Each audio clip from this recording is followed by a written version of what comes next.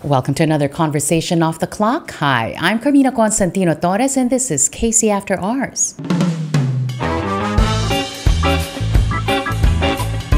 Growing up kasi ma'am, I've been really in a world of men. Yung pagiging babae was not actually a feeling of iba ko. When I got the call, my answer was, why me? Ang tawag namin kay mama, bato. The challenge that I had losing my husband and thriving from that. Sabi nila ang pagiging sundalo ay isang bokasyon na para lamang sa matatapang. Katangiang karaniwang iniuugnay sa kalalakihan. But in a battlefield where men have historically taken command, she followed her own cadence. She now not only stands shoulder to shoulder with them, but she has led and broken barriers that once seemed immovable. At ang kanyang pagmamahal sa piniling larangan ay naging makasaysayan, matapos italaga bilang kauna-unahang babaeng tagapagsalita ng sandatahang lakas ng Pilipinas. Let's all welcome one of the women we honor this Women's Month, AFP spokesperson, Colonel Francil Padilla. Colonel Francil, welcome to the pod. Thanks for joining us today. Thank you, ma'am. Thank you for having me here this afternoon. I'm talking to you now as the first ever female spokesperson of the Armed Forces of the Philippines, but it wasn't always this way. Ang balita ko, you were actually pursuing civil engineering. Paano nagbago from civil engineering, then going into the military service? Basically, ma'am, parang lang siya eh. It wasn't, parang the stars just aligned for me to get to that. So, sabi nila kung yun yung calling mo, doon ka mapupunta. But growing up kasi, ma'am, I've been really in a world of men. So, I'm the only girl of 4 siblings. So, doon pa lang, sa family pa lang namin, I'm used to being surrounded by a band of brothers na, so to speak. Tapos, yun nga, going to college, I entered engineering. Ganun din, mostly, it's a world of men. And going to PMA, ganun siya. Immediately after graduating then, I joined the Army. And from the Army, the Signal Corps. Signal Corps is command control, communications, and cyber. So, rin siya, ma'am, tech. So, STEM is also a world of men. So, talagang, kumbaga, doon ako na-i-incline to be part of. Saan nyo nakuha yun? Or was it something that it was just natural? Na nakita nyo ba yon as, I'm in another world of men, I'm in another world of men, I broke through this and I'm in another world of men? Or it was normal for you because that's been your environment since you were born? I think ganun, ma'am, parang sanay na ako na maging one of the boys and being a female in a male-dominated world, you tend to have that different voice in a crowd, So ganun din. Even when I was in PMA, ma'am, I joined the silent drillers, yung the ones who do the exhibition drills. I was the only female then na rifle. Oo. But how was it important to you? Bilang sanay ka na. Sometimes when you're sanay, you kind of take things for granted, right?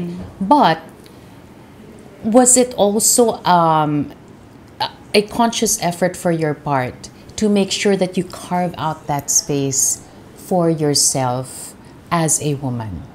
Not necessarily, ma'am, I feel like in any environment that I tend to go to, I feel like I belong. And yung pagiging babae was not actually a feeling of iba ko, but a feeling of being a superpower na meron akong something different to offer to the table. Like in any conversation, you tend to be heard kasi you have a higher pitched voice, you give more detailed in any conversation, iba yung usapan ng mga lalaki tapos biglang nandun ka to offer a different flavor to the conversation altogether. Pero iba yung pagiging peer, iba yung pagiging colleague. Lalo na sa military service, magkakaroon ng punto na mag-iiba ka ng sangay na mas aangat ka. Kailan mo naramdaman yon that you wanted this trajectory for yourself? Ako kasi, ma'am, I'm competitive, but ang competition ko is just for myself. So I want to be better than I was yesterday, so to speak na ganon. And ang ang EQ ng babae, ma'am, nandun So being a woman, a mother na rin, So iba yung diskarte natin altogether. And I see it work for me in terms of the troops that I have been handling all throughout my career. Yung mga nagiging tropa ko, ma'am, tend to really be very close to me to this day. kahit yung mga naging nakasama ko since I was a lieutenant. I think yung pakikisama natin, nararamdaman nila yon. But I can really be very strict.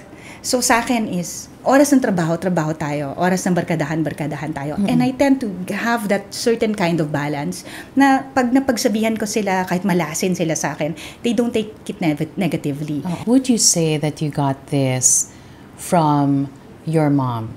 Your mom became a widow at a young age, 42.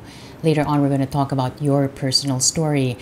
But would you say that that also helped you because she at that time never looked sideways? She had you guys to raise. At that time, I believe you were all still studying. So walang puwang to look sideways, to be competitive or otherwise. Ang focus lang talaga niya, sarili niya at yung mga anak niya. Tingin mo yun yung naging modelo mo, to just look inward, be competitive only with yourself? I think, ma'am, it's contributory na rin, no? Kasi growing up, my parents went to Libya as OFWs. So both of them did, and together with their youngest, they were gone 6 years. And ako naman, ma'am, during that duration, being the only girl nga na sa aming siblings, so dinala ako sa probinsya. So I grew up in Apari, Cagayan with my cousins. So there, I've seen the different side of things, no, from Manila to the northernmost part of the Philippines, no. So doon nakita ko din how my grandparents were there with me growing up, and my aunt and uncle. So iba sa probinsya, ma'am, iba yung close knit family ties doon. So dun siguro yon, more on the EQ side na yung soft side of me. And then when I went back to Manila, when my parents finished contract, dun din that's a few years after I lost my dad na. So I've seen my mom. Ang tawag namin kay mama, bato. Kasi you don't see her cry, you don't no. So yun, nandun yung aspect ko naman to be tough and strong in circumstances that need me to be in command and arrange my thoughts in a manner na kaya ko pa rin magdesisyon kahit na all hell is breaking loose, something to that effect. And that's not everyone has that, Colonel. Yes, ma'am. You realize that. Kasi yung iba madaling nayuyugyug ba? Yes, ma'am. Actually, ma'am, when you become a commander, you will undergo a screening process, so to speak, to identify whether you're fit to hold a position of greater responsibility as a leader of a battalion.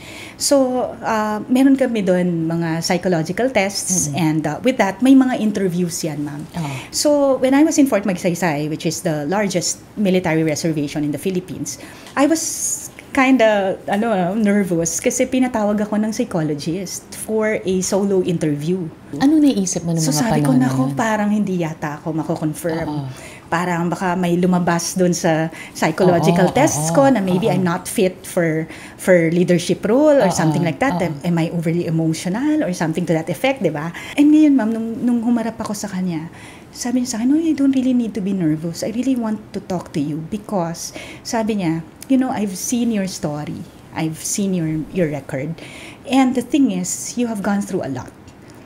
Like, you lost your husband at a critical time. You were working under the Presidential Security Group. And during that time when I lost my husband, it was ASEAN APEC Summit, which was the Philippines was a host. I and remember. I was one of 2 female officers who was designated to a president.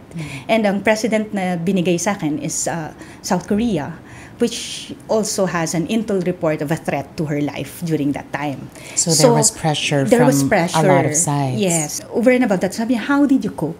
That's what I want to know. That's what I want to talk to you about. Kasi sabi niya, looking at the situation here in camp, madaming the same ang situation sa'yo. But I see them break down. So, ang sabi niya sa akin, I really wanted to talk to you because I want you to be like a mentor to others like you. And then sabi niya, how did you do it? So sabi ko, I just took one day at a time. After that APEC Summit, I applied for a scholarship grant in Australia because it's the only country who offers scholarship grants with your family. So talagang yun talaga ma'am ang in-aim ko because I wanted a fresh change no from everything, like forget the kasi lahat ma'am reminds you of your husband, di ba? I mean, even now when I talk to you, the tears are still there, and I can see that you're really fighting it back, no? But it must have been tough. I mean, it's been, what, 8 years since you lost your husband in that fatal plane crash. And you said you went to Australia. Did you get that fresh start? Kasi iba naman yun. Magsisimula ka, pero wala na siya. Paano naman yung naging proseso? Actually, ma'am, when I lost him, tuloy-tuloy ako. So I made myself busy. And also, I have a very good support system. Yung tropa ko, ma'am, were there for me. They were the ones, giving me messages in the morning like, did you eat na? Yung, alam mo, ma'am, yung those things that you miss from somebody really close to you. Parang pinunuan yun, ma'am, ng mga tropa ko, ng family ko. So kahit yung mga kapatid ko, ma'am, if I don't answer phone calls, they come kahit anong oras. And then, they leave me na talagang pass out na, tutulog na lang talaga ako. So, hindi ako nagkaroon ng opportunity to grieve because my support system was there to push me forward. Although you're thankful that they were there to prop you up, yes, but internally, you weren't able at that time to process it by yourself. Yes, ma'am. Kasi yung mga anak ko, ma'am, they went back to school eh. So, parang for me, parang ang pangit naman na ako magbakasyon and then grieve somewhere, take some time off. Well, my sons has already just went back to their normal routines, diba? They just went back to school. So, yung Australia ko, ma'am, dun ako actually nag-breakdown ng iyak. Because when I reported to Australia, it was the very first time na nag-isa ako sa isang room. Doon, ma'am. Doon ako nagkaroon ng opportunity. Mag-isa lang ako in one room.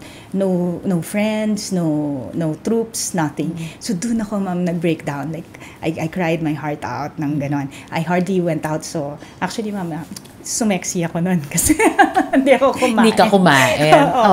For that 1 month. But, after 1 month, ma'am, my sons were coming na. So I have to brush off again all the negativity that I'm feeling, all the sorrow and the grief. And then, I have to show my children na kaya ko kayong itaguyod. Kasi pag hindi, if they see me breaking down, anong isipin mo, anak ko, ma'am, di na tayo kaya ng nanay natin. At saka yun, yung babalik tayo dun sa nakita mo sa mama mo also when you lost your own father. That was also where I was able to hone a lot of connections in terms of international development practice. So usually development practitioners are the people with the heart. Diba? Yan yung mga tree huggers, clean up ocean drives, diba? Yan yung mga yan, ma'am. So, I really felt like I was at home in a new group and a new set of friends. And my sons were also thriving in their new environment. So, it was really a fresh start for us. But eventually, you had to come home. Yes, ma'am. And you had to go back to the reality that you left. Ano naman yung nasa isip mo nung time na yon? Or was it, fresh start pa rin? Fresh start uli siya, ma'am, now, but with a new perspective. So, when I came back, development practice na yung ko eh. So, I was out to have another different path altogether. Colonel, sometimes when people see women succeed, when people see women arm themselves with armor after armor after armor, knowledge after knowledge after knowledge, doon nagsisimula yung hatak sa kanila pababa. Kayo ba naramdaman nyo yun ever na as you were going up, someone was trying to drag you down? Siyempre, ma'am, yung sa life naman natin, it's not always gonna be rainbows and butterflies. So other than the challenge that I had losing my husband and thriving from that, of course, nandiyan yan, you will not always be everyone's cup of tea. And I accept that. Kasi kung mag-a-adjust ako for just a certain number of people because just they don't like you, hindi eh. I think meron pa ring part of who I am who's able to reach out to certain individuals and propel them also to greater heights. So for me, all of this is part of it, no? So in how you handle the negativity na nakapalibot sa'yo, nandun. There will be those who claim that they are empowering women, but hindi naman din ganun yung nangyayari in reality. Did you ever face discrimination? And how did you handle it? Discrimination sa pagiging babae, ma'am. I think, ma'am, nag-evolve na ang AFP. So when you got there, wala na? Meron pa rin siguro in a sense, but hindi mo na siya ganun mararamdaman na talagang, as in, hindi ko naman naranasan, ma'am, na talagang as in dinown ako just because sa pagiging babae ko. If you're able to prove to people na kaya mo, no, to deliver in certain things. Let's talk about, how it was before you lost your husband, that you were in the same institution. How was that like, going through that journey together, and how did it shape your experience as well within the AFP, knowing that your husband is there, parang pamilya din? Yes, ma'am. At the onset, being female, ma'am, no, syempre pag kadete ka kasi, feeling mo Superman ka.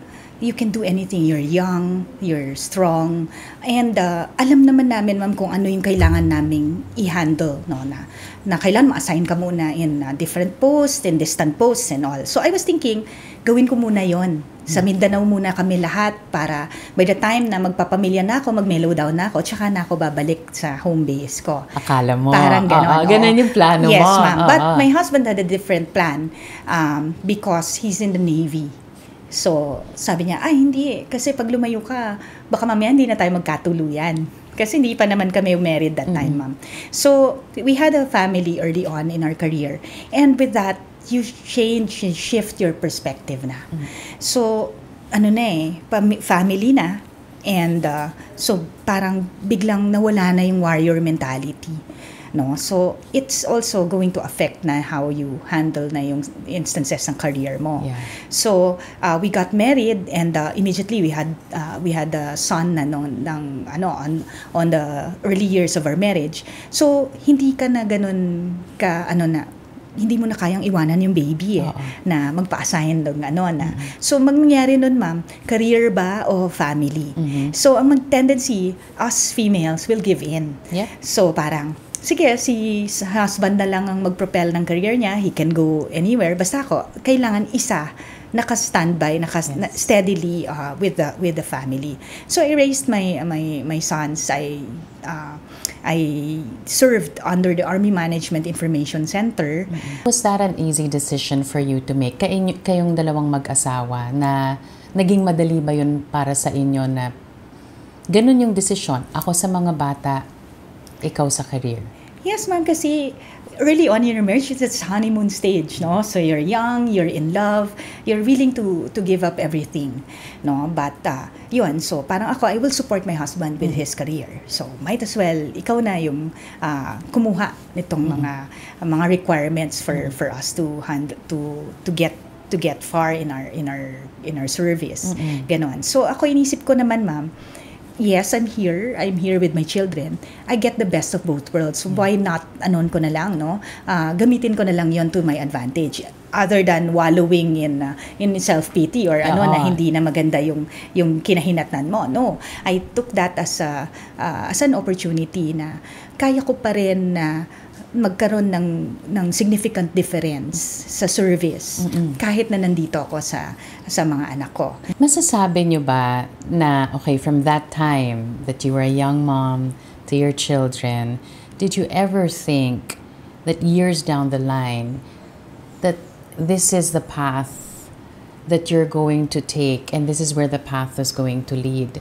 Kasi parang yung nakikita ko, we've only been talking for a few minutes, Colonel, pero parang ang daming starts and stops ng buhay mo, hindi lang ng career, ng buhay mo bilang babae. Kasi yung iba, napaka-linear akala nila, linear lang ang buhay. Pero yung sa inyo, kung san-san po kayo nadala ng tadhana. may mga iba't ibang situations talaga who will lead you to different paths in your career. Talagang maraming turning points in your life na iisipin mo talaga, tutuloy ko pa ba tong ganito? Or magpo-focus na lang ako sa pamilya ko. So kapag ganon, ano yung conversation with yourself? That's how you will think of the partnership you have with your husband. So naging tag team talaga kami, ma'am. Yung husband ko, ma'am, he will take a leave and be with the children. Ganon. So, minsan pag nade-deploy ako sa Manila, so lahat hindi ko na inaalala, ma'am, yung mga anak ko kasi my husband will take the reins, so to speak, of parenting pagka may mga ganun akong scenario. So, yun talaga yung challenge ko, ma'am, when I lost him kasi parang noon hindi ko iisipin sino maghahatid sundo, 'di ba? Mga nawala ganyan. Yung katag team mo. Yes, nawala yung katag team ko. So that was the time na talagang in the middle din ako, no. Yun yung mga midlife crisis natin sa career na whether I'm gonna continue or pursue this on or hindi ko nakakayanin. And how are you able to, even when your husband was still alive and up to the time when he wasn't around anymore, how are you able to be a wife, a mom, a daughter, a sibling, a career woman all at the same time, and even more? It's a matter of ma'am, time management. I tend to be more of medyo OC ako, ma'am. So ang highest ko is ticking off things in my list, no, of to-do list na day. So, ganoon ako, ma'am. And pagka nagkaroon ako ng the troops that are under me, they know how I work, paano yung diskarte ko. So, parang nahahati din namin, ma'am, yung tasking namin. For someone who seems to be so in control, mahirap ba para sa inyo na humingi ng tulong kung kinakailangan? Ang sabi ko nga, maganda yung na-establish kong support system. Plus, over and above that, ma'am, yung aming training sa PMA with our MISTA, di ba? Sabi nila, MISTA is thicker than blood. So, I will always have that band of brothers who has my back. When I lost my husband, ma'am, they were really there for me. We are 240 in our class.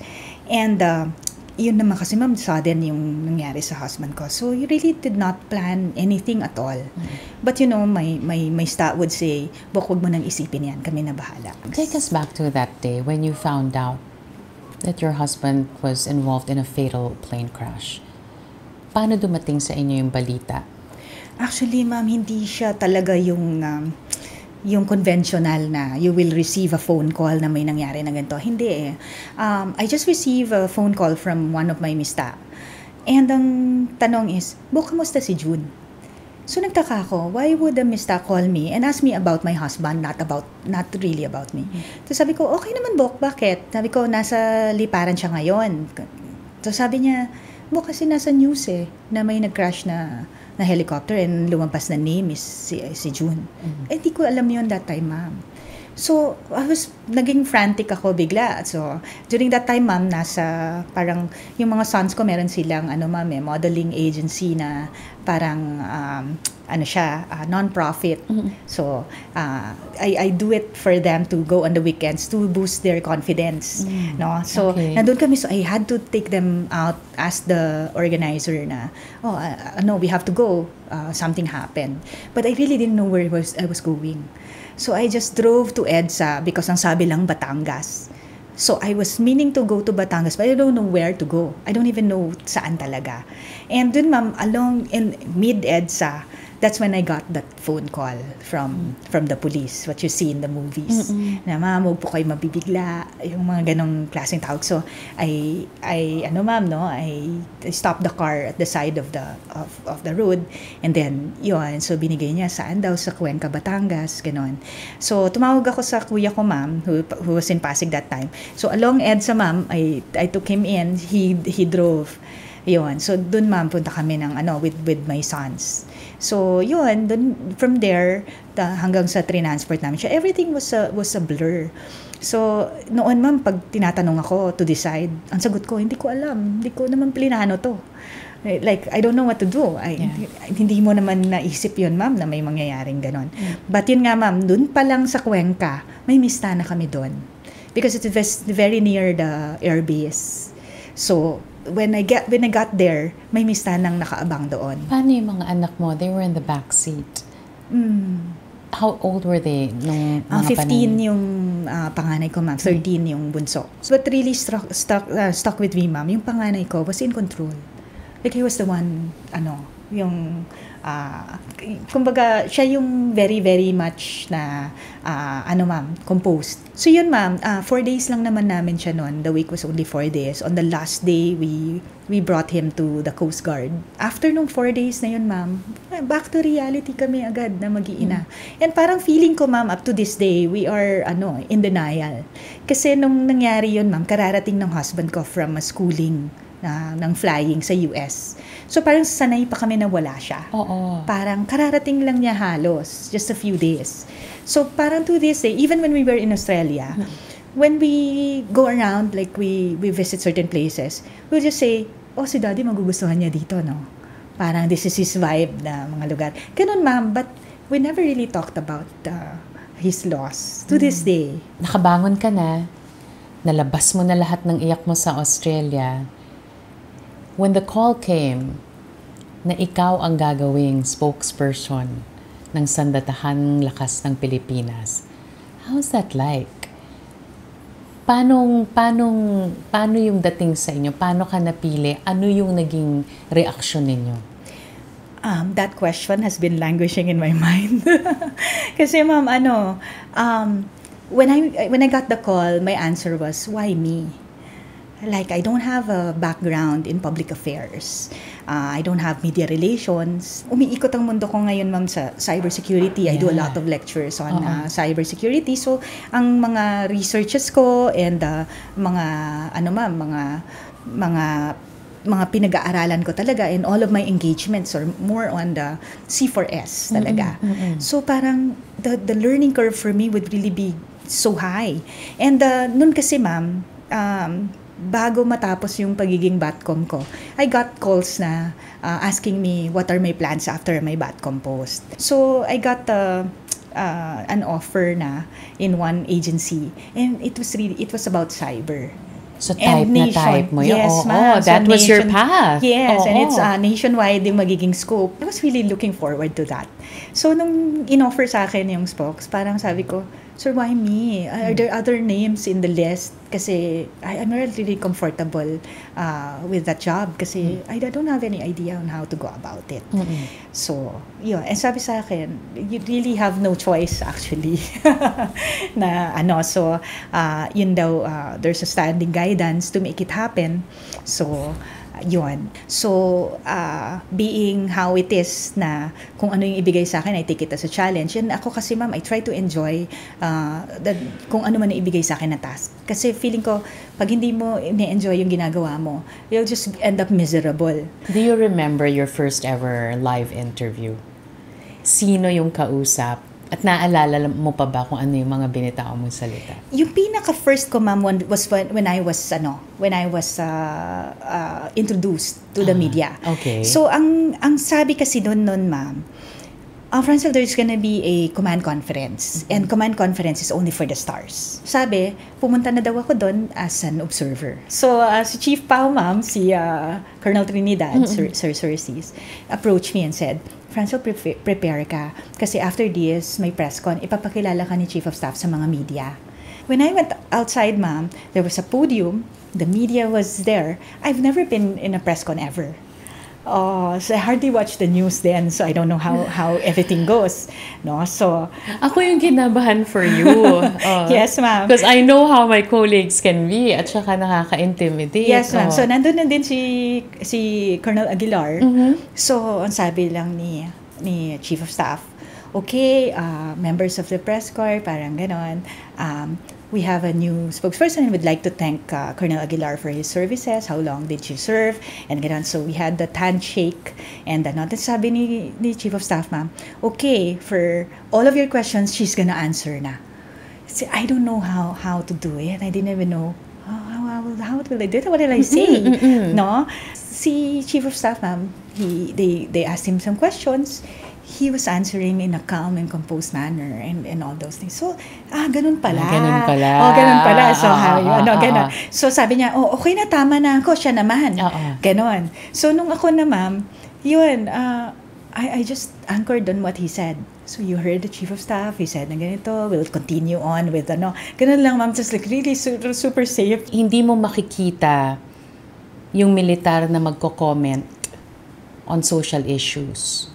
Tingin mo ba meron ng pag-uugnay yung dalawa na hindi sarado yung institusyon pero bukas siya sa realidad ng bayan? I think, ma'am, it's not just brought about by having a female as a spokesperson, but with the advent of social media altogether.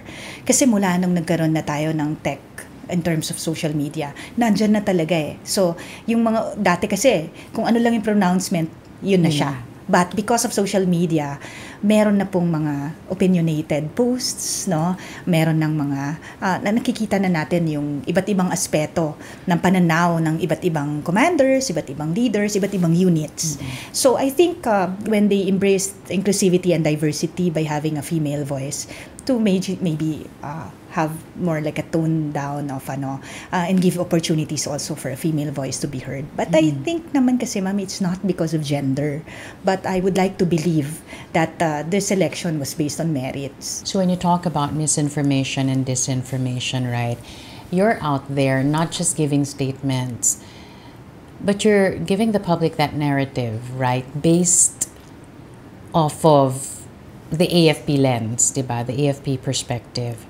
So how do you craft that narrative for the public, to see, maybe to even understand things from the AFP perspective? There's a message from the AFP, and from that message, ang tanong ko lang din, ma'am, nung when I asked General Zagala, sir, how do I do it, diba? Ang sabi niya, isa lang naman ang guidance ko sa'yo. That is, be yourself and tell the truth, no? So, yun. So, kung ano man yung message ng Armed Forces of the Philippines, I know what the Chief of Staff the Chief of Staff stand on certain, issues. It's for me to explain it, kung laymanize it to the public, na ito yung sitwasyon, ito ang ginagawa ng inyong sandatang lakas ng Pilipinas para sa inyo. So, if you're able to explain that in a manner na mag-resonate siya sa general public, I feel that the more na may clamor for me to speak to people, then the more na meron akong ability to also influence. So now I'm using my voice to ignite that patriotism and nationalism sa ating mga kababayan. So with the geopolitical tensions, kasi iba yun sa news na very short lang, and ito lang yung context na pinag-usapan nyo. If I go down and go to them and speak in front of them, I can be more warm and can be more able to to expound on certain issues. So anong sinasabi nyo? When you fire up that patriotism, what do you tell them?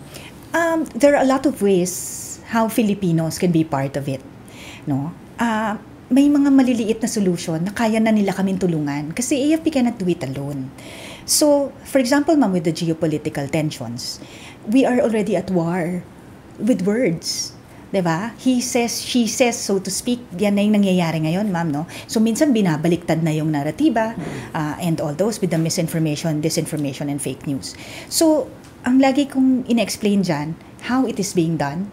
So, there are two domains of operations na may laban tayo as a Filipino people and as a nation. No? Hindi natin kailangan maging mayaman o malakas na bansa. Kaya nating lumaban in two domains. Which? Information and cybersecurity. So, yung information, ang lakas natin dyan, ma'am. Ang Pilipinas used to be the tech capital of the world. Yeah. And now, we have the most online presence in social media. So, let's leverage on that. Why don't we tell the whole world yung naratiba ng Pilipinas, no? Na ang batas ng international is behind our back with the UNCLOS ruling and all those things, no? Na ang pinaglalaban natin is naaayon sa international laws. So if every Filipino resonates that to the whole world, then, di ba ma'am, mararamdaman natin din yung suporta ng kababayan natin sa ating sandatahang lakas. So you talk about external threats, the war of words nangyayari na ngayon. What about threats from within? Ang AFP ilang beses nang nagamit sa kasaysayan ng bansa, di ba? Yung nangyayari ngayon, there are rumors of destabilization. You have the president and the vice president, right? How has the institution evolved so much so that it will not anymore let itself get used by the powers that be? Yes, ma'am, no? If you look at the AFP now, we are the barometer that keeps things together.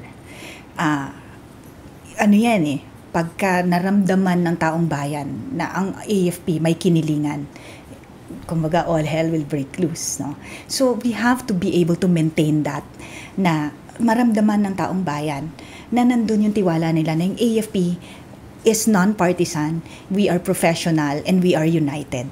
Did it ever come to a point, Colonel Francel, that this is what you want to say, but you know that the reality is different? Paano pag nagkakaiba? Anong ginagawa ninyo?